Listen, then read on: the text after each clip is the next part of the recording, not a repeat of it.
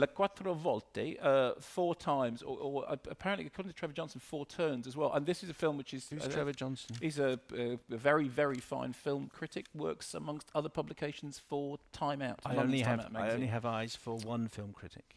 But sadly, Nigel Floyd isn't here yet at the moment, so I'm here instead. So anyway, so I think that it's going to play here at the Phoenix. I think it opens today. And there's been a lot of really, great reviews for this. One of the things that's interesting about it is it's a film that's virtually a silent film. There's a great resurgence of interest in silent cinema at the moment, which is really, really interesting. I'm a great fan of silent cinema. I don't know if you know, at the Cannes Film Festival, there's a movie played called The Artist, which is virtually a silent film.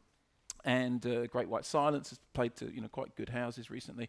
And I'm involved in a band that have played and accompanied silent films. And what we have in the case of Quattro Volte, which is by Michelangelo Framatino, the story is, it's set in Calabria, and it begins and ends. And believe me, describing this movie is quite hard, because when you describe it, it doesn't sound like anything like as wonderful as it really is. It begins and ends with a scene of a charcoal hill being burnt and the embers being trodden down. And then what happens is, in this remote setting, we see a series of events play out at a very sort of slow pace, in a way that looks like observational documentary, but is in fact, organized drama. And the film is about, in that way of these things, both nothing and everything at the same time. The director says, and I think this is very, very interesting, he was talking about whether or not it was possible to, he said, "This land has taught me to put man's role into perspective and turn my gaze away from him. Can cinema free itself from the dogma which says that human beings should occupy a central role?" Essentially what he's doing is making a film in which the people aren't the central action. And time and again what happens is the camera begins by looking at, it actually starts with a shepherd or a goat herd. The story appears to be about him. He's in a frail state of health. He's taking an infusion, which we find out later on is made up from dust taken from the local church floor. Over the course of the film, we see things like, we see an Easter parade, so there's a theme of death and rebirth.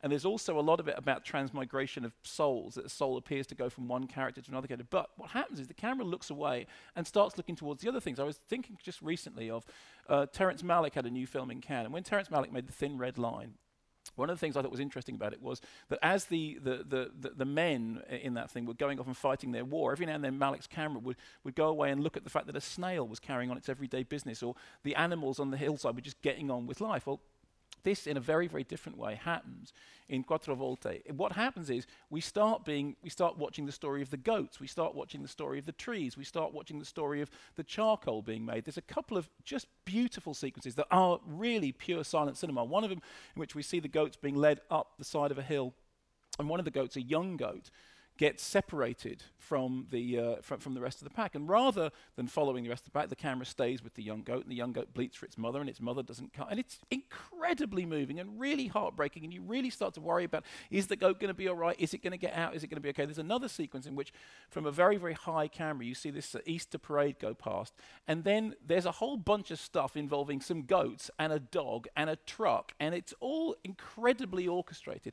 And what happens is, it does that thing that cinema at its very best does, which is that it tells a complicated and deep and profound story simply through a primarily visual medium. Obviously the sound effects are done very carefully in order to make sure that all these things sort of blend together. But you are watching this story unfold, and it unfolds at a very gentle pace. But actually what it's dealing with is quite profound issues, but doing it in a way that is, I think, open to everybody, that is genuinely interesting.